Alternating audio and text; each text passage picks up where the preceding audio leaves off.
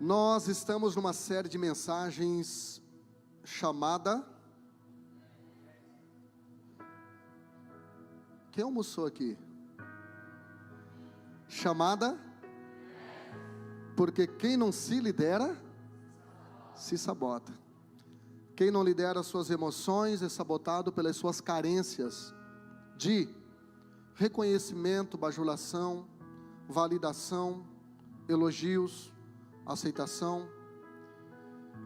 E hoje é a terceira mensagem da série. A primeira nós falamos sobre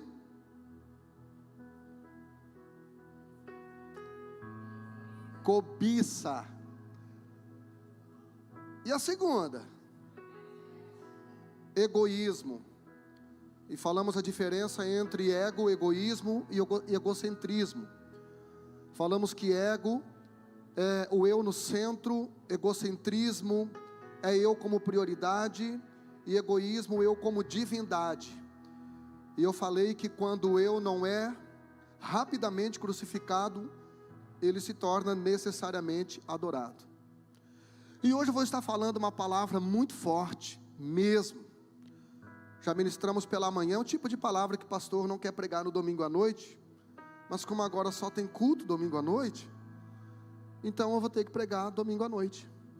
E eu tenho certeza que Deus vai falar muito ao seu coração. O tema da mensagem é: lidere os seus inimigos. Eu quero convidá-los a lerem Lucas capítulo 1. O evangelho de Lucas era um médico. O evangelho de Lucas, tudo aquilo que tem em Lucas traz cura a nós, tanto para a nossa alma, quanto para o nosso corpo, quanto para o nosso espírito, traz cura emocional. E quando você lê esse contexto do capítulo 1 de Lucas, está falando acerca do nascimento de João Batista. E é interessante, olha aqui para a minha gravata, é interessante que quando João Batista nasce, vem as amigas da Isabel e diz: posso ajudar a escolher o nome do garoto? Aí a Isabel disse: não, o nome do garoto vai ser João. Elas disseram: amiga, sua louca, não tem nenhum parente com esse nome. Mas a Isabel disse: não, esse nome não é um nome comum. Aliás, não tem ninguém na Bíblia antes de João com esse nome. Por quê? Porque até João durou a lei. E o nome João no hebraico, no grego, quer dizer graça. Então, eles não entendiam essa linguagem, graça. E aí a Isabel disse: não, esse nome foi dado por um anjo para o pai dele, para o Zacarias. Então por isso que ele vai se chamar João, que quer dizer graça. Então a primeira coisa que eu quero aqui aplicar para as mães: não deixe pessoas colocarem um nome naquilo que o céu gerou para você. Não deixe as pessoas estigmatizarem aquilo que o céu gerou para você. Quando o céu te der algo, permita que o céu também conceda a identidade. Para Deus não ter que trocar o nome, para que Deus não tenha que trocar a identidade, como Ele fez com Abraão e com Jacó. Porque quem colocou o nome de Abrão em Abrão foi o Tera, não foi Deus. Quem colocou o nome de Jacó em Jacó foi Isaac, não foi Deus. E Deus então troca o nome de Abrão para Abraão e de Jacó para Israel. Mas interessante que Deus não troca o nome de Isaac, porque quem colocou o nome de Isaac em Isaac foi Deus. E a identidade que Deus nos dá, Ele não mexe. Amém? Que você possa saber quem você é, que você possa descobrir a sua identidade em Deus, e não deixar que ninguém coloque rótulos, coloque títulos negativos, pejorativos, ou coloque estigmas, apelidos sobre você. Em nome de Jesus, aquilo que o céu te dá, deixa o céu colocar a sua identidade. Amém? E aí então o Zacarias, ele faz uma festa.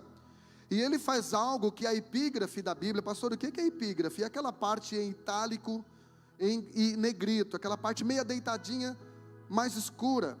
E o epígrafe do capítulo 1 de Lucas, aqui a partir do versículo 70, é o seguinte: a oração de Zacarias. o cântico de Zacarias. Quando você lê o texto que eu vou estar lendo, não dá para entender se Zacarias está cantando, está orando ou está profetizando. Eu acredito que sejam os três ao mesmo tempo. Então, Lucas capítulo de número 1, versículo de número 67. Lucas capítulo 1, versículo 67 diz assim: E Zacarias, seu pai, pai de João, foi cheio do Espírito Santo e profetizou, dizendo. Ou seja, após o nascimento do seu filho, Zacarias faz esta adoração, esta profecia, esta oração. Vamos ao versículo 70, que diz: Como falou pela boca dos seus santos profetas, desde o princípio do mundo. Precisamos prestar atenção no profético de Deus. A igreja precisa prestar atenção na voz de Deus. Porque Adão não prestou atenção na voz de Deus. Adão ficou assombrado ao ouvir o barulho dos passos de Deus no jardim. Versículo de número 71 diz: Para nos livrar dos nossos inimigos e da mão de todos os que nos odeiam. Zacarias aqui profetiza que através de Jesus nós ficaríamos livres de todos os nossos inimigos e de todos aqueles que nos odeiam. Então são muitos inimigos. Você precisa conhecer esses inimigos, porque esses inimigos, alguns agem através do ar, através da aeronáutica. Esses inimigos podem agir através do mar, de forma naval, ou esses inimigos podem agir de forma rodoviária, através da terra. E você precisa entender, decodificar essas ações, esses inimigos. Você precisa conhecer os inimigos. Como diz Sun Tzu no livro Arte da Guerra, você precisa conhecer os seus inimigos, para que você entenda, para que você possa entender o tipo de arma que esse inimigo está vindo contra você. Versículo de número 74 diz assim: De conceder-nos que, libertados da mão dos nossos inimigos, de novo no plural, os serviríamos sem temor, ou seja, sem medo. Então a liberdade concedida por Jesus dos nossos inimigos nos faz servir sem medo. Diga para alguém do lado aí: Deus criou você para ser livre, para você se relacionar com Deus sem medo, irmão. Porque o medo faz você ou esconder ou se esconder. O medo faz você se esconder ou esconder aquilo que Deus te deu. Gênesis 3:10 diz que quando Adão ouviu a voz de Deus, ele se escondeu por causa do medo. Mateus 25, 24 e 25 diz que aquele homem que recebeu apenas um talento, escondeu o talento porque teve medo. Mas você precisa entender que o amor lança fora todo medo. E se você se relaciona com Deus na plataforma do amor, pode lançar fora todo medo, irmão, e servir a Deus com liberdade. Quem está me entendendo aqui, diga eu. Então vou estar falando esta mensagem: lidere os teus inimigos. E esta manhã, como eu não estava gravando, fiz uma enquete aqui sobre quais eram os nossos maiores inimigos. Uns disseram: pastor, é o vermelhinho, é o capeta. Eu achei que era o outro aqui do Brasil, mas não, capeta mesmo. Eu disse: certo, entendi. Aí eu perguntei: qual é o outro inimigo? Alguém disse: somos nós mesmos. Aí eu perguntei: mas qual o maior inimigo que a gente tem? Não souberam responder. E daí eu disse assim: primeiro inimigo, o maior inimigo, o mais temível, o mais terrível, o mais horrível quando se torna nosso inimigo, é Deus. Aí eles ficaram com a cara igual você está assim. Acabei de ligar o heresiômetro. O irmão depois me disse, depois do culto: pastor, quando você falou que Deus era o primeiro inimigo, eu fiquei muito preocupado. Por quê? Perguntei para ele, disse: porque a Bíblia diz que Deus é amor. Disse: sim, 1 João 4:8. Eu disse: a Bíblia não diz só que Deus é amor, 2 Pedro 3:9 também diz que Ele é longânimo. Deus dá tempo para a gente. Lucas 6:36 diz que Ele é misericordioso. Misericórdia é uma junção de duas palavras, miséria e coração, ou seja, é a nossa miséria tocando o coração de Deus. Salmo de número 145, versículo 8 diz que Ele é benigno. E o Novo Testamento diz que Ele é benigno até para com os ingratos e maus. Ele faz o bem até para com os ingratos e maus. O Salmo de número 136, versículo 1 diz que Deus é bom. Deus é bom, Deus é bom, o tempo todo Deus é bom. Amém? Mas Deus é o nosso pior inimigo, irmãos. E eu quero que coloquem para mim na tela Tiago, no capítulo 4, versículo 4. Eu vou usar muito a Bíblia, então fica ligado aí para nós, Gabi. Tiago, no capítulo 4, versículo 4, não quero ler nem o começo, porque o começo é muito forte, é muito ofensivo, eu não quero nem explicar. Mas a parte B do versículo diz: vocês não sabem, é uma pergunta retórica, porque o Tiago já sabe a resposta. E depois ele dá a sentença, ele diz: vocês não sabem que a amizade do mundo é inimizade contra Deus? E agora ele dá uma sentença, ele diz: e a todo aquele que constitui-se amigo do mundo, mundo aqui é cosmos, não se refere ao planeta, se refere a uma sociedade distorcida, a uma sociedade caída e corrompida por causa do pecado. Quando a Bíblia fala de mundo, gente, em 1 João 5,19 diz que o mundo jaz no maligno. A palavra jaz no grego quer dizer sentado no colo. É por isso que é difícil. Tenta arrancar aquela criança ali da mão daquela mãe, para fazer mal para essa criança. Pode cortar os braços, não consegue. Aliás, não é mãe, né? É tia, né? Coloca na mão da mãe para ver se consegue arrancar. E coloca na mão do pai para ver se não fica pior ainda, só se cortar os braços. É por isso que é difícil ganhar almas. As pessoas dizem: pastor, como é difícil, a gente convida todo mundo para a célula, todo mundo diz que vai, chega na hora, começa a aparecer compromisso. Gente, o mundo jaz no maligno, o mundo está sentado no colo do maligno, e é difícil arrancá-lo de lá. Então Tiago está dizendo que todo aquele que começa num relacionamento gradativo de amizade com o mundo, Deus se constitui inimigo de Deus. Eu falei aqui de manhã que teve um tempo que ninguém queria ser inimigo do nego Daniel. O nego Daniel é meu primo, irmão, meu filho espiritual. Eu o ganhei para Jesus. Graças a Deus hoje ele serve a Jesus. Mas no tempo de doideira, ninguém queria ser inimigo do nego Daniel na cidade. Ninguém queria ser inimigo do doutor Jorge Girardi.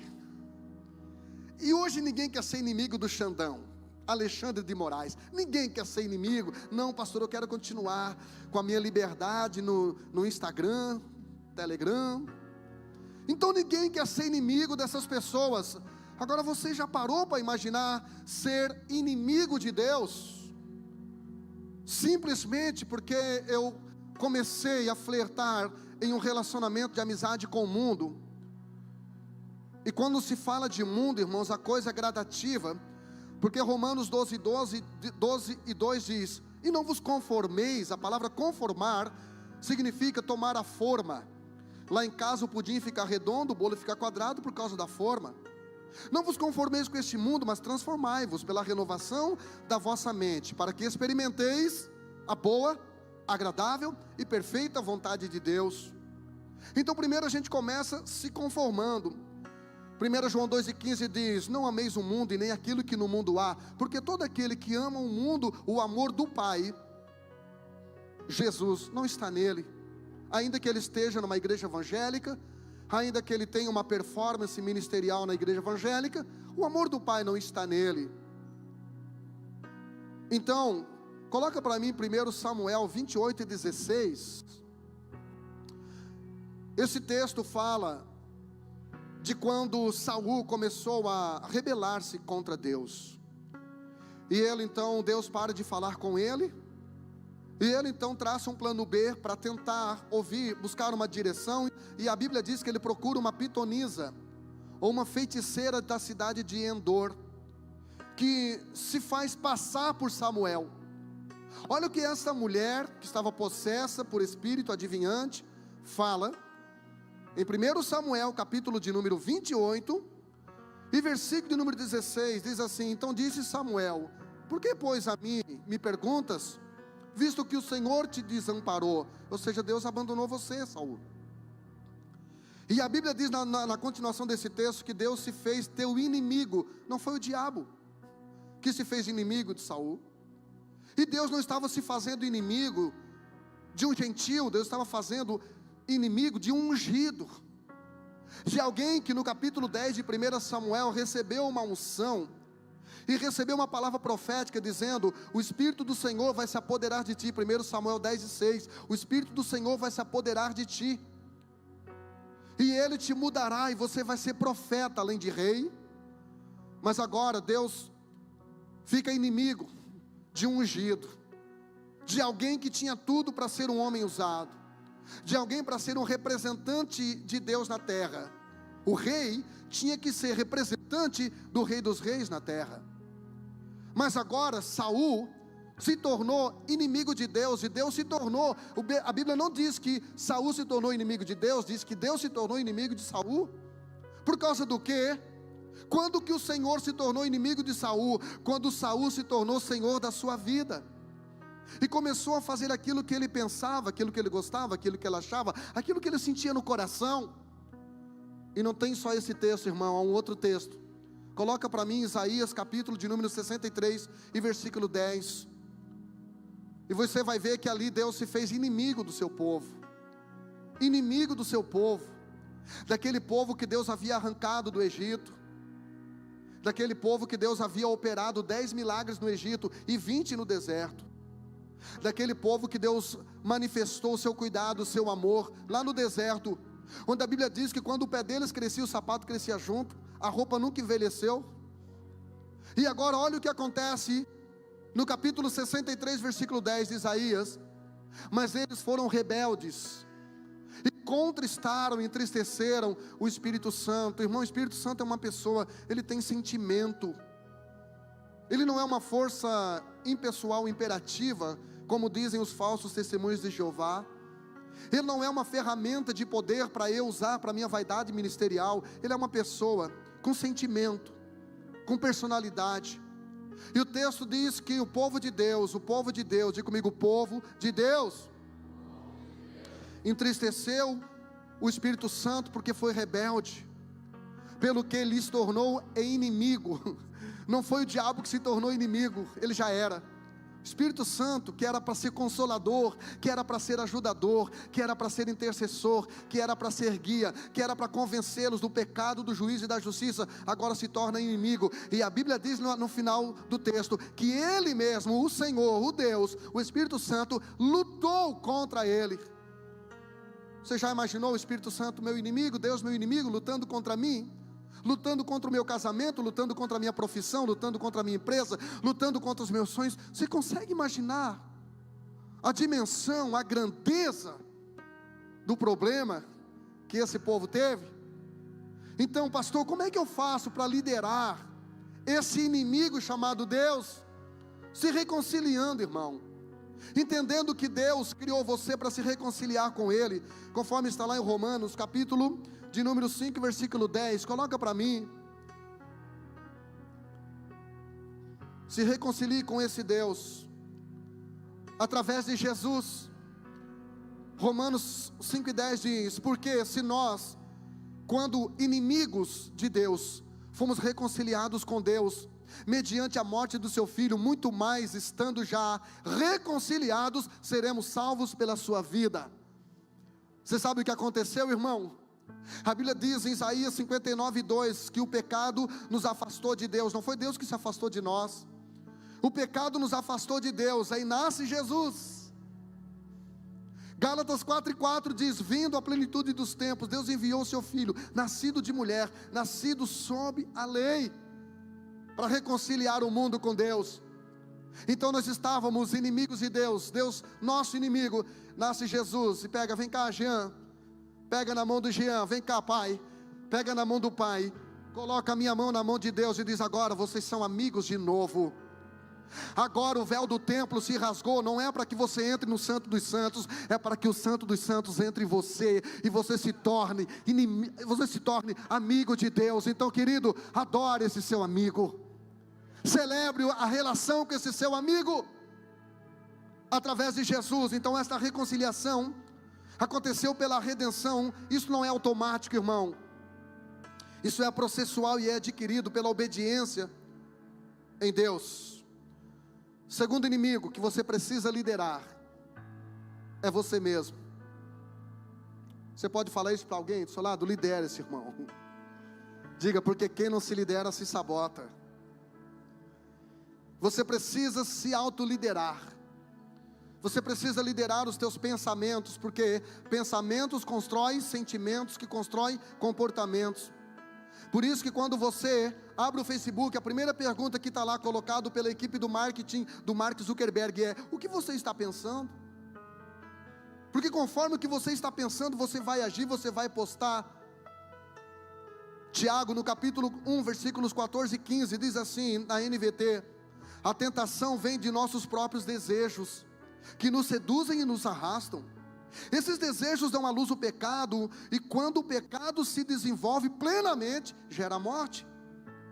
Então veja, irmão, o processo inicia com o relacionamento entre a nossa natureza caída e o pecado, que evolui para uma gestação, para uma gravidez indesejada do pecado, e que resulta na criação e no nascimento de um fruto chamado morte. Spurgeon tem uma frase muito interessante que diz assim: tome cuidado, nossos piores inimigos estão dentro de nós. Então quando você entende isso, você para de viver na defensiva e para de viver na ofensiva. E ao invés de se sentir no centro da conspiração do universo, achando que todo mundo está contra você, você começa a proteger as pessoas da sua maldade. Então uma pessoa, irmão, ela tem em média 60 mil pensamentos por dia. E 80% desses pensamentos, aproximadamente 53 mil pensamentos que você tem por dia, é pensamento negativo. É a franga no seu ouvido falando coisa negativa para você, tentando construir sentimentos que vão resultar em um mau comportamento.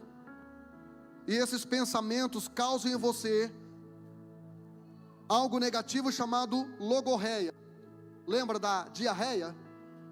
Que você vai o tempo todo no banheiro. Que pastor, o que é logorreia? Logorreia é na verdade uma quantidade exacerbada de pensamentos negativos que tentam desfocar você, tentam tirar você do foco. É um discurso mental negativo repetitivo. Romanos 8:7, NVT diz: pois a mentalidade da natureza humana é sempre inimiga de Deus, nunca obedeceu às leis de Deus e nunca obedecerá. Irmão, você precisa se conhecer. Você precisa entender que você tem um rebeldezinho aí dentro, que não morreu, não morreu afogado no dia do batismo nas águas. Faça esse rebelde morrer de fome. Não alimente esse rebelde. Isso está inato, isso faz parte da nossa natureza humana. A Bíblia diz que a astúcia está ligada ao coração da criança. É inato. Já nascemos assim. A Aurorinha, irmão, com 2 anos, agora aprendeu a fazer. 2 anos. Falei semana passada, a primeira palavra que ela aprendeu a falar com clareza: meu. Não, meu. E faz um biquinho. Aí os avós, que lindo. Mas ali está revelando uma natureza, irmão, caída. Uma tendência comportamental, que se não for alinhada, vai trazer prejuízo lá na frente. Então a natureza humana precisa ser domada pelas rédeas da palavra de Deus. A natureza humana precisa ser domada pelas rédeas da palavra de Deus. Precisa ser submissa à palavra de Deus. Como lidar e liderar com esse inimigo chamado eu? Sendo guiado pelo poder do Espírito. Romanos capítulo 8, versículos 13 e 14, NVT diz assim: porque se viverem de acordo com as exigências da natureza humana, ou seja, da carne, vocês vão morrer. Se contudo pelo poder do Espírito, diga para alguém do lado: não é pelo seu poder, é pelo poder do Espírito. Irmão, quantas vezes eu saí da balada triste, porque eu não consegui ser feliz. Aí eu pensava: nunca mais volto. Dei pé frio hoje, não peguei nem gripe. Mas chegava segunda-feira, eu já ficava pensando: que roupa que eu vou domingo que vem? Para quem que eu vou pedir emprestado?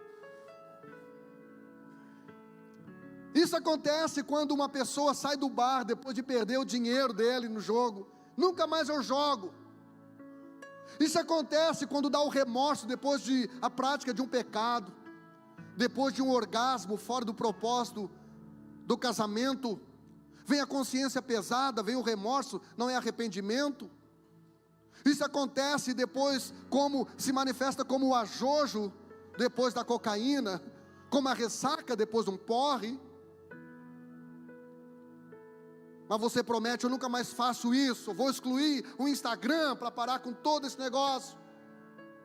E quando você vê, você está repetindo, porque não depende de você, depende de algo que vai além de você, e esse algo é o Espírito Santo. É Ele, é o Espírito Santo que torna o nosso Espírito Santo. É o Espírito Santo que torna o nosso Espírito Santo. E o Paulo, escrevendo à igreja de Roma, diz: se contudo pelo poder do Espírito Santo, não é pelo nosso poder, fizerem morrer as obras da carne, vocês viverão. Versículo 14, porque todos que são guiados pelo Espírito de Deus, esses são filhos de Deus. Então, diga para alguém do lado: você, com o poder do Espírito Santo, se torna a melhor versão de você como um pecador. Ou seja, você vai continuar sendo um pecador, porque a Bíblia diz: aquele que diz que não tem pecado é mentiroso. Mas você, com o poder do Espírito Santo, será a sua melhor versão de pecador. Ou seja, você vai ser um pecador, mas você vai ser um pecador, irmão, que ama Jesus. Você vai ser um pecador que se arrepende sempre que errar. Você vai ser um pecador que vai confessar e deixar os seus pecados. Você vai ser um pecador que vai buscar ajuda. Você vai ser um pecador que, quando a sua carne disser para você: fica em casa hoje, você diz: não, mesmo pecador, eu vou para a igreja, porque eu sei que Deus tem uma palavra de vitória, de transformação para a minha vida. Oh, aleluia! Então, com o Espírito Santo, você será um pecador santificado, amigo de você, amigo de Deus e amigo das pessoas, em nome de Jesus. Terceiro inimigo. Qual é o primeiro inimigo? Qual é o primeiro inimigo? Qual é o segundo inimigo? Eu.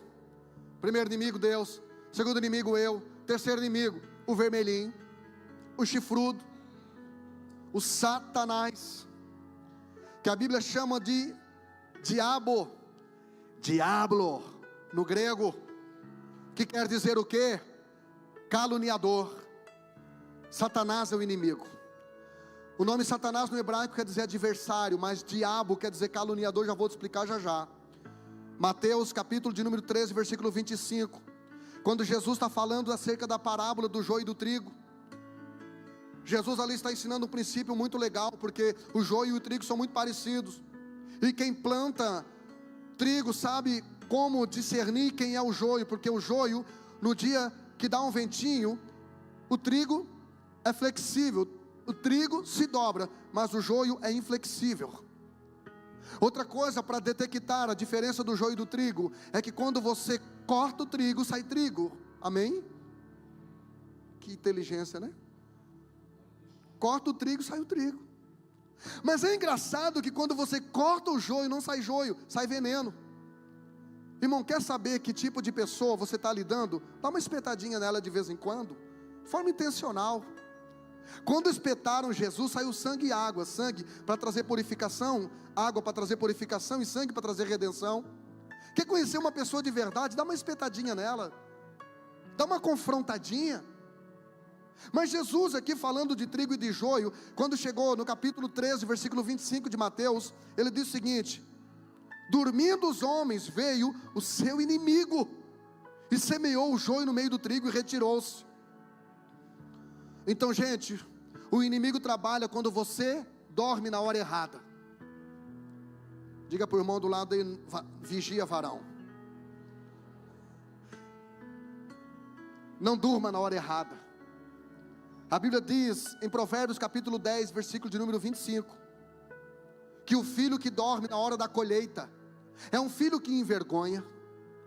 Então nós não podemos passar esse tempo. A igreja está vivendo o melhor momento na terra, o momento de nós colhermos, o momento pós-pandemia, onde as pessoas estão sensíveis, onde as pessoas tiveram medo da morte, onde as pessoas estão amargurando as lembranças da perda de um ente querido.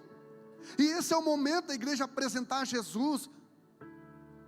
Esse é o momento, a igreja não pode perder essa oportunidade. A igreja precisa ser precisa, precisa ser cirúrgica. A igreja não pode envergonhar o pai, deixando passar o tempo da colheita. Graças a Deus, o que Deus está fazendo nessa casa através das células. Multipliquei a minha célula semana passada. A Amanda multiplicou a célula dele. O Joás multiplicou a célula dele. Você precisa entender que este é o momento de nós colhermos a maior quantidade de pessoas, como nunca. A Bíblia diz, Jesus falou em João capítulo 4, versículo 35, levantai os vossos olhos e vede os campos, já estão brancos, já estão preparados para a ceifa. Aqui Jesus disse, olha, quando os homens dormiram, veio o inimigo, plantou o joio. E ele explica no versículo 39, quem é esse inimigo? Ele disse, olha, o inimigo é o diabo. E o nome diabo no grego quer dizer caluniador. Irmão, o que é uma calúnia? A calúnia é quando alguém inventa de você ou de mim algo que eu não sou, que não somos. Calúnia é quando alguém fala aquilo que eu não sou. Por isso que calúnia é crime. O diabo é o maior caluniador que existe, porque ele não apenas mente, conforme está lá em João 8 e 44. Ele não apenas é o pai da mentira, ele também é o caluniador, porque ele fala de mim e de você aquilo que não é verdade. Então tome cuidado com este inimigo, porque esse inimigo vai dizer para você, não vale a pena. Deus gosta de você, mas não ama. Deus ama, mas não gosta. Deus está mais preocupado com outros mais importantes. Você não é tão importante assim para Deus. E aí o diabo vai dizer, você já percebeu que Deus gosta de facilitar para os outros e dificultar para você? Você já percebeu que a sua vida funciona, mas não flui? Ela só vai até um ponto. E o diabo então vai começar a caluniar você, dizendo, você é um perdedor. E porque você é um perdedor, você deveria ser um desertor. Você faz quanto tempo que está na igreja? As coisas não mudam. Você já prometeu, já fez promessas, já fez propósitos. Todo o Réveillon você vai na frente e diz, Senhor, o ano que vem eu vou orar 23 horas por dia e vou dormir só 1 hora. Não conseguiu? Você já prometeu tanta coisa? Você diz, Senhor, se o Senhor me der aquele emprego, eu vou dar 30%. E o primeiro 10% que você pegou, você pensou, e aí o diabo fica caluniando você, e fica tentando convencer você, que você vai agradar mais a Deus, Deus vai amar mais você, em decorrência da sua performance, em decorrência de você ser legal. Ele é um caluniador, ele mente sobre você, ele mente sobre você, porque a minha Bíblia diz, e eu creio, quem mais crê aqui, que nós somos filhos de Deus. E porque nós somos filhos de Deus, nós somos herdeiros de Deus e co-herdeiros com Cristo. E o herdeiro, irmão, se ele estiver num período de adolescência, de aborrecência, de rebeldia, e os pais morrerem, mesmo assim, ele vai herdar a herança dos pais, porque o herdeiro continua sendo o herdeiro. Então pare de dar ouvido à voz do diabo. Você precisa saber quem você é. O diabo é um caluniador. E eu estou aqui nessa noite para profetizar para a sua vida de olho aberto. Você vai vencer. 2023 não vai terminar como começou. Deus vai surpreender você. Deus está trabalhando. Deus vai aproximar você de pessoas que conhecem pessoas que vão estar sendo agente de milagre para a sua vida. Quem recebe esta palavra aí? Não, irmão, se você receber assim, vai cair da mão. A gente recebe assim, pelo amor de Deus. Levante as duas mãos, pega até com o pé junto. Diga, eu recebo esta palavra para a minha vida. Eu creio nesta palavra.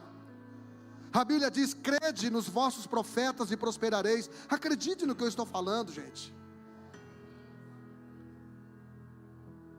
Então o diabo é o nosso inimigo, ele não é seu amigo. Gênesis capítulo 3, versículo 15 diz: Deus disse: eu porei inimizade entre você, serpente, e a mulher, a igreja. Eu colocarei inimizade entre você e a raça humana. Então, se você não ver o diabo como seu inimigo, sem perceber, você vai começar a tratá-lo como seu amigo, porque ele sempre irá facilitar as coisas para você, te oferecendo coisas boas, coisas belas. Tem gente que pensa que o capeta, irmão, é um ser horrível, com tridente, cuspindo fogo pela boca, espetando no bumbum das pessoas. Ele não é esse cara. Ezequiel capítulo 28 diz que ele é perfeito em formosura, e Paulo diz que ele se transfigura até em anjo de luz para tentar iludir os escolhidos. Então você precisa ser sagaz como ele. Quando você lê a missão de Jesus para os discípulos em Mateus capítulo de número 10, versículo 16, Jesus disse: eu vos envio como ovelhas no meio de lobos, sede simples como a pomba, mas sejam prudentes, sejam sagazes como a serpente. Não sei se você já leu o livro do Napoleão Hill, se você não leu, leia. Mais esperto que o diabo. Você precisa ser mais esperto que o diabo. Pastor, como que eu faço para ser mais esperto que o diabo? Seja mais obediente a Deus do que o diabo, porque o diabo é obediente a Deus. O diabo só vai até um ponto e dali ele não passa, mas nós não. É por isso, irmão, que pior do que o diabo no homem é o diabo do homem, porque o diabo no homem você expulsa e ele sai, mas o diabo do homem, irmão, ele não sai nunca. Ele continua teimoso. 2 Coríntios 2, 10 e 11 diz: para que não sejamos vencidos por Satanás. Aqui está falando já do nome hebraico, adversário. Porque não ignoramos os seus ardis. A palavra ardil aqui é estratégia para iludir. Então não se iluda com a propaganda eleitoral do diabo. Não se iluda com as promessas de Satanás. Ele não tem para te dar aquilo que ele está te oferecendo. Pastor, como é que eu faço para liderar o diabo? Tiago 4 e 7. Sujeitai-vos a Deus, resisti o diabo, e ele fugirá de vós. Infelizmente hoje a gente tem resistido a Deus e se sujeitado ao diabo, e tem fugido por causa disso, de Deus e do diabo. Você vence o diabo se sujeitando àquele que tem mais poder do que o diabo. Você vence o diabo quando o diabo bater a sua porta, você pedir para o Senhor abrir. Vai lá e abre a porta para mim, Senhor. Então, por mais que você performe numa atividade ministerial, por mais que você leia a Bíblia, por mais que você jejue, por mais que você ore, o diabo só fugirá de você se você estiver sob a cobertura da obediência a Deus. Nenhum sacrifício consegue resgatar aquilo que eu perdi por desobediência. Eu vou repetir. Nenhum sacrifício resgata o que eu perdi por desobediência. A única coisa que resgata o que eu perdi por desobediência é obediência, é arrependimento, é um coração quebrantado, é um coração contrito, é o reconhecimento dizendo: Senhor, de verdade, eu errei, eu assumo essa responsabilidade, porque foi quebrada na minha vida a síndrome de Caim, a síndrome de Adão, que quando o Senhor questionou: por que você fez isso? Ele transferiu a culpa para sua esposa. Como tem mulher que transfere sua culpa para o seu marido, como tem pais que transferem a culpa para os seus filhos, como tem filhos que transferem a culpa para os pais, como tem maridos que transferem a culpa para sua esposa. Admiração você conquista com sacrifício, mas a autoridade você só adquire com obediência ao autor. Eu tenho ali alguns livros escritos, e se eu quiser, eu autorizo você a fazer cópia desses livros. O autor, só o autor pode te autorizar, te dar autoridade para você copiar o direito autoral.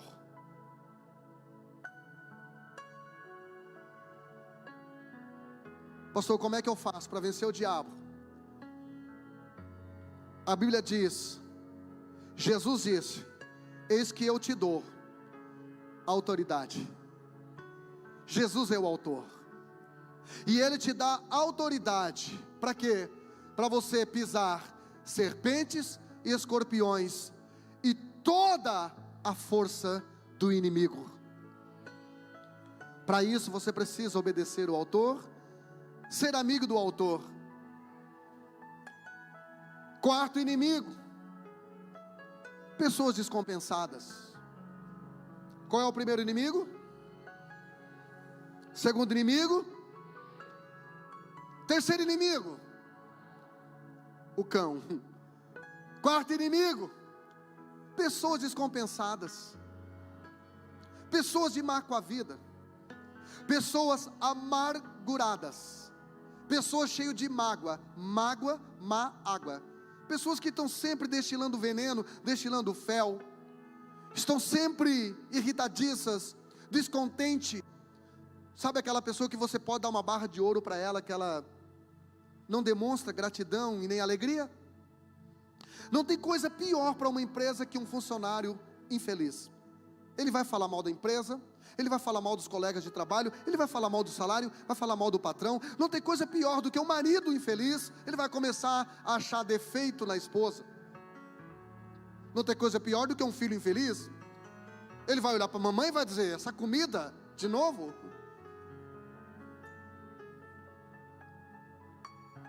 Então você precisa aprender a lidar com pessoas. O Osiel, para ser advogado, ele teve que se especializar no assunto. Luciano, ele teve que se especializar no assunto. Você perguntar qualquer negócio sobre material de construção, ele sabe. E eu poderia citar aqui muitos nomes. Não fica pedindo para eu citar você, porque isso é vaidade. Eu poderia citar muitos nomes aqui. O problema é que a gente se especializa para lidar com a nossa profissão, mas não se especializa para lidar com gente. Por isso que tem tantos pastores frustrados, machucados, feridos, decepcionados, culpando Deus e a igreja pelo seu limite ministerial, porque não aprendeu a lidar com pessoas. Eu tinha um pastor que eu admirava, eu queria ser como ele. E quando ele orava, irmão, a oração dele era poderosa, e eu dizia: eu quero orar como ele. Ele falava umas palavras erradas, estalta, truxe. Pegou, né, irmão, a visão, né? E aí um dia esse pastor, pela única e primeira vez que foi na minha casa, olhou para mim e disse: Jean, eu preferia ser veterinário do que pastor. Eu preferia lidar com pessoas, com animais do que com pessoas. E ele desmoronou a minha expectativa. E hoje eu entendo como descompensado ele era. Até que eu li o livro Especialista em Pessoas, do Tiago Brunet. Se você não leu, leia. E aí eu comecei, irmão, a adquirir habilidade para lidar com cada pessoa, saber quem era contornável, quem era incontornável e quem era apenas necessário. Então se você quer vencer, se você quer se autoliderar, você precisa aprender a lidar com gente. Irmão, ser gente é tão ruim que Jesus só aguentou 33 anos. Não, vou ter que voltar a ser Deus. Não, é ruim demais esse negócio. Eu estava tão determinado a ir para a cruz. Quando eu fui orar no Getsêmani, o Senhor passa de mim. Como é difícil ser gente. E Ele só entende você, porque Ele foi gente. O Verbo encarnou, habitou entre nós. Por isso que Hebreus diz que nós temos um sumo sacerdote que se compadece das nossas fraquezas, porque como nós somos tentados em tudo, Ele também foi tentado. Então quando você, irmão, pecar, Ele vai olhar para você e vai dizer: eu não concordo, mas eu te entendo. Vem para o papai, vem cá que eu vou te fortalecer. Então, irmão, aprenda a lidar com líderes inseguros. 1 Samuel 18 e 29, coloca para mim. A Bíblia fala de Saul, irmão. Saul estava felizaço. Saul estava feliz demais, bem determinado, até que ele ouviu as pessoas cantando e elogiando sobre Davi. Aí então, 1 Samuel 18 e 29 diz que então Saul temeu a Davi, e em todos os seus dias foi inimigo de Davi, irmão. Líderes descompensados são inimigos de quem tem habilidades e resultados que ele não tem. Líderes descompensados se sentem ameaçados por pessoas habilidosas, por pessoas virtuosas. Líderes descompensados ferem a igreja com a outra ponta da mesma vara que ele foi ferido. Líderes descompensados têm dificuldade de transferir para Deus a glória e transferir para Ele a responsabilidade. Essas são pessoas contornáveis. Como é que a gente faz com pessoas contornáveis, pastor? A gente substitui. Então vou te dar um conselho, irmão. A partir do momento que você me vê descompensado e você vir falar comigo e eu ficar irredutível, ei, eu não mereço ser seu líder. Pastor, quem que merece ser meu líder? Uma pessoa que você olha para ele e mesmo reconhecendo as suas falhas, humanidade e limitação, você tem vontade de ser como ele, de tratar a esposa dele como ele trata a dele, de tratar as pessoas como ele trata as pessoas. Não fique debaixo de uma liderança, de um líder descompensado. Substitua ele por alguém que esteja alinhado na visão de Deus. Amém? Outra coisa, você precisa aprender a lidar com familiares descompensados. Mateus 10 e 36, por favor, Gabi. Jesus disse aqui que os inimigos do homem seriam os da sua própria casa. Eu gosto da tradução que fala, os da sua própria família. Então você precisa entender, irmãos, que existem familiares que não estão na mesma visão e dimensão que você e com Deus, mas são incontornáveis. Você não tem como se livrar delas. Você não tem como se livrar da sua sogra, do seu cunhado folgado que te pediu uma folha de cheque e cobriu 2 dias depois. Você não tem como se livrar de algumas pessoas, e você vai ter que ter inteligência emocional para aprender a lidar com essas pessoas. Quem está me entendendo aqui, diga oi. Então você precisa entender, irmão, que você não tem como descartar seu marido, não tem como você orar para Deus preparar e recolher. Porque tem gente ruim, irmão. Tem gente que quando morre, quem não vai em paz, quem fica em paz é quem fica sem. Tão ruim. Então familiares que não estão na mesma visão, pastor, são incontornáveis. Ame essas pessoas, continue honrando eles, respeite-os, mas não os coloque acima e nem à frente da vontade de Deus. Aliás, esses inimigos familiares são inimigos momentâneos que Deus usa para testar o nosso nível de convicção, para ver se nós somos chamados mesmo. Vou te dar um exemplo, aproveitar que acho que ela não está aqui. Espero que não tenha nenhum X9 depois que me entregue. Quando foi para a gente sair da Divinéia e vir para cá, minha esposa não queria. Nós éramos em 6 na equipe de governo, e ela conseguiu convencer 4 para não vir. Sabe por que ela fez isso? E eu olhei para ela de canto de olho e pensei, eu vou expulsar de 2 em 2 para não tumultuar. Mas depois eu entendi que ela não estava sendo minha inimiga. Ela só não estava entendendo, irmão, e ela queria me proteger, porque ela sabia que aqueles 92 mil reais de investimento há 5 anos atrás, quem assinou foi eu, assim como quem assinou o contrato de 1.100.000 reais do lote aqui do lado, foi eu. E ela no amor queria me proteger. Então você não precisa olhar todas as pessoas como suas inimigas. Às vezes é uma inimiguinha temporal, Só porque não está entendendo, só porque a coisa não ficou bem explicada, ou só porque a visão que recebeu foi você. Imagina o Abraão chegar para Sara e dizer: amor, fica aí que eu vou lá picar o teu filho de facão, vou botar fogo, depois a gente volta. Só em pensar. Quem é inimigo descompensado? O amigo íntimo. Salmo 41:9 diz assim: até o amigo, meu próprio amigo íntimo, em quem eu tanto confiava, que comia no meu pão, ou seja, tomava ceia, levantou contra mim o seu calcanhar.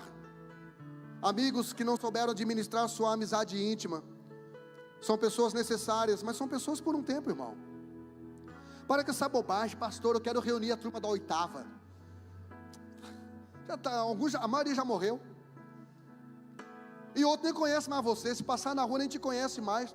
Você ficou tão feinho que você era o mais bonito da sala, agora ficou feinho, nem conhecem mais. São amigos por um tempo, necessários, foram íntimos, mas levantaram contra você o seu calcanhar. Grave essa frase, escreva aí, posta no Instagram, muda uma vírgula e diz que é sua. Pense 10 vezes antes de trair uma pessoa, um amigo que confiou em você. Mas pense 100 vezes antes de voltar a confiar numa pessoa, amiga, íntima, que traiu você. Volte a ter amizade com essa pessoa, perdoe ela, mas coloque limites. Quem está me entendendo aqui? Coloque limites. Eu estava vendo a Oprah Winfrey entrevistando a Michelle Obama, e a Michelle estava dizendo: eu tinha 20 amigas que eu não largava para nada, ia comigo para todo lado, mas a maioria delas não tive como trazer para a Casa Branca junto comigo, porque elas não teriam estrutura com aquele glamour. Então continue sendo amigo de pessoas, não seja seletivo, porque amizades são surpreendentes. Tem gente que você não vai com a cara e que é uma excelente pessoa, tem gente que você se apaixona e é uma pessoa terrível. Não seja seletivo, mas seja criterioso. Não escolha quem entra na sua vida, mas tenha sabedoria e maturidade para escolher quem fica na sua vida. Quem está me entendendo aqui? Senão depois não adianta colocar esse boleto para Deus pagar. Quanta gente saiu da igreja porque não soube lidar com amizades temporais?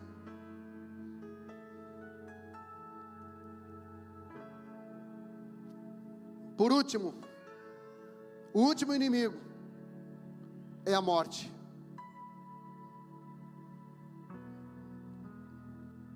Você precisa liderar esse inimigo, porque se você não liderar esse inimigo, quando morrer a sua avó, com 180 anos, você vai cair em depressão. Eu não acredito que morreu tão nova. Tem gente que não sabe lidar com a morte, não entende que a morte é um passaporte. Sabe como é que eu fiz para me preparar quando a minha esposa foi fazer a cirurgia? Eu matei ela. Eu me preparei emocionalmente, digo, ela vai morrer, como é que eu vou fazer? Não estou dizendo, um plano B, uma outra, não tem nada a ver com isso. Eu estou falando de emoções aqui. Ela vai morrer, e aí? O que eu vou fazer? Me enforcar? E aí na minha mente, eu já desarmei o Satanás, irmão, porque eu já me preparei para o pior, mas eu fiquei orando pelo melhor. E ela, que levaria 3 meses para ter a recuperação, levou 1 semana. Eu me preparei para a morte. Se prepare para a morte. 1 Coríntios 15:26 diz: ora, o último inimigo que há de ser aniquilado é a morte. Por que a morte é o inimigo? Porque o Satanás prometeu algo que não podia cumprir. Gênesis 3:4, ele disse para a mulher: vocês não vão morrer, pode desobedecer. Satanás criou uma expectativa utópica a respeito da vida e da morte. O pavor da morte deu origem numa proposta utópica sobre a vida. Deuteronômio capítulo 30, versículo 19, Deus disse: eu coloco diante de você a vida e a morte. Olha como Deus é legal, irmãos, olha como Deus é querido. Ele disse ainda: escolha a vida. Ou seja, eu vou te fazer uma proposta legal e ainda vou te dar um conselho mais legal ainda: escolha a vida. Então diga para alguém do lado: a vida é uma escolha.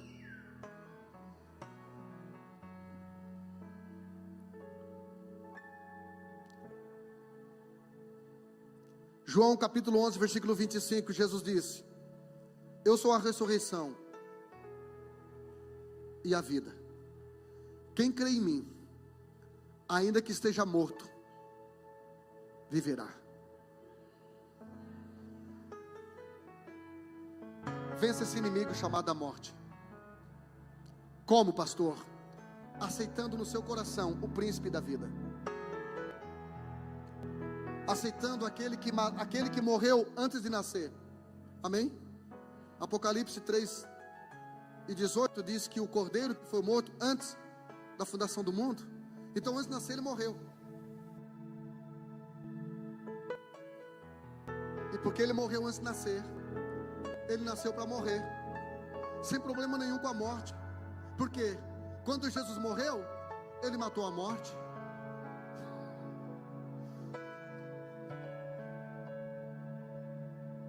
Então, irmãos, sabe por que você tem medo da morte? Porque você ainda não morreu. Que profundo. Se você já morresse, já tivesse morrido, você não teria mais medo da morte. Pastor, como é que eu faço para vencer a morte? Passando pelo portal da vida, que é Jesus. Jesus disse em João capítulo 10, versículo 9: eu sou a porta. Porta do que, Jesus? Da vida. Mas sabe que tipo de porta é Jesus? Quem aqui já passou em porta automática, em shopping, em lojas? Quem já passou, levanta a mão, se levanta. Se você não passou ainda, o shopping aqui de Araranguá tem uma porta, vai lá. Aí o shopping, ela é engraçado porque você vai com rapidinho. Quando você vai chegando perto, você vai diminuindo, porque você tem com medo de bater com o narigão. Então você vai diminuindo o passo. Opa, e vai que não abre. É igual quando você vê um carro dando seta e você está no direito, mas você pensa: primeiro eu vou ver se vai entrar, vou me garantir aqui. Com a porta automática não é diferente. Pastor, o que isso tem a ver com Jesus? Tudo. Jesus é uma porta automática. Pastor, o que faz aquela porta abrir sozinha? Tem alguém lá com o controlezinho esperando as pessoas se aproximar? Não, irmão. Naquela porta tem um sensor de como vocês são inteligentes. Vocês estão tão tudo hoje. Aquela porta tem um sensor de presença. E ela está lá fechada, mas ela vai se abrir na medida que você se aproxima. Alguns já entenderam. Alguns já entenderam, irmão. Você só precisa se aproximar de Jesus. Não precisa tentar abrir, não tem código. É só você se aproximar e passar para o outro lado, cantando o hino da vitória. Cantando o hino da vitória. Jesus é uma porta. Passe por ela. Passe por ela. Você pode cantar a lei do Rio Azul?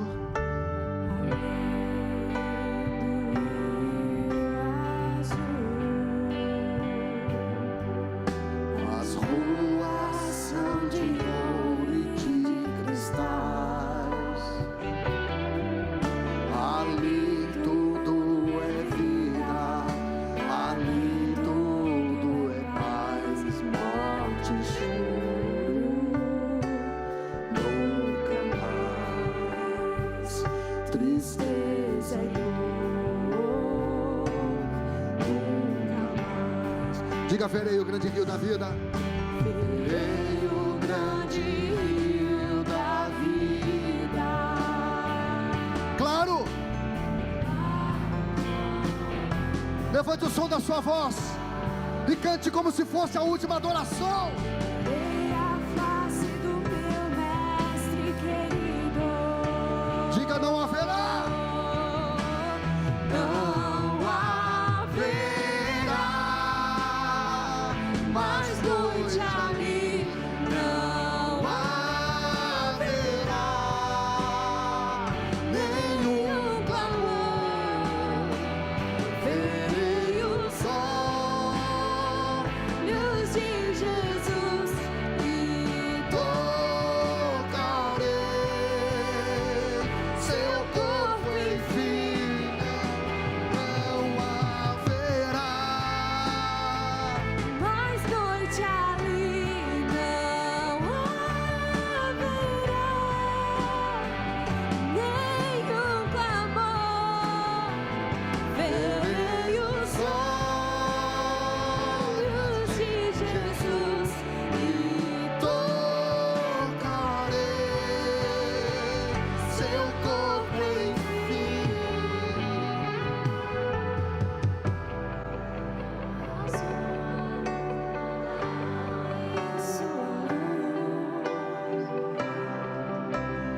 portas automáticas. Só precisa de uma presença. A cidade é de ouro.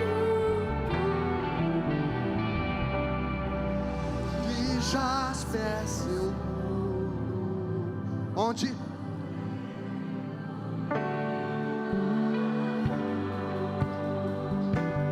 Morte, choro, tristeza e dor.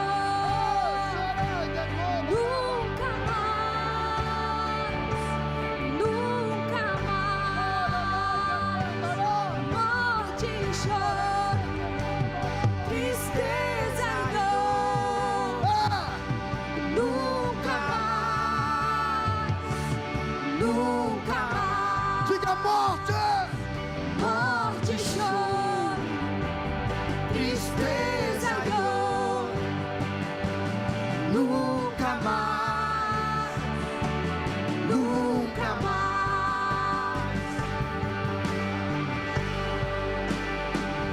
Tristeza e dor. Nunca mais, nunca mais. Hoje é dia das mães. Se fosse algumas mães aqui da igreja, Jesus não teria como ter morrido aos 33 anos em paz. Se fosse algumas mães aqui da igreja, faria um grupo do WhatsApp. Irmãs, vamos orar. Eu fiquei sabendo que Deus quer tirar o meu filho. Com 33 anos, um menino tão bom, não faz mal para ninguém. E o pior ainda, irmãs, para morrer no lugar do Jean. Vamos orar, irmã. Vamos interceder, amadas, para convencer Deus a mudar de ideia. Só que Maria não era como nós. Maria tinha uma outra perspectiva da eternidade. Ela sabia que o mesmo Espírito Santo que gerou milagrosamente Jesus no seu ventre, iria ressuscitá-lo ao terceiro dia, trazendo vida eterna. Vida eterna! Oh! Chora lá e decandarabaçou. Quem crê em mim, ainda que esteja morto, viverá. Aí Paulo pôde escrever em 1 Tessalonicenses 4,16: porque o Senhor descerá dos céus com alarido e voz de arcanjo e com trombeta de Deus em suas mãos, e os que morreram em Cristo, ressuscitarão primeiro. Depois nós, os que estivermos vivos, seremos arrebatados juntamente com eles nos ares, a encontrar com o Senhor nas nuvens, e estaremos para sempre, para sempre, para sempre, para sempre, para sempre com o Senhor, num lugar onde não tem dor, onde não tem lágrima, onde não tem depressão, onde não tem câncer, onde não tem problema nenhum. Eu quero perguntar nessa noite, se alguém deseja voltar para Jesus, entregar seu coração ao Senhor. Sozinho você não consegue vencer os seus inimigos, você não consegue se vencer. Você até já tentou ser uma pessoa legal?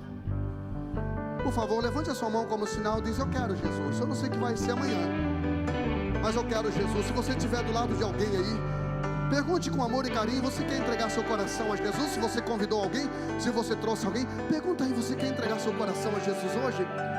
Você quer voltar para Jesus hoje? Irmão, se você não se converter, eu vou descer ali e vou me converter de novo.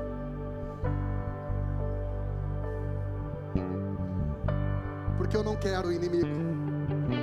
Eu não quero lutar sozinho contra os inimigos. E não quero que Deus seja meu inimigo. Eu quero que Ele seja o meu amigo, o meu ajudador.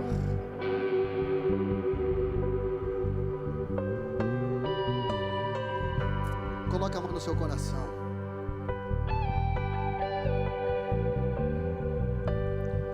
Querido Jesus, nós pregamos nessa noite que o Senhor é uma porta automática que se abre pela presença.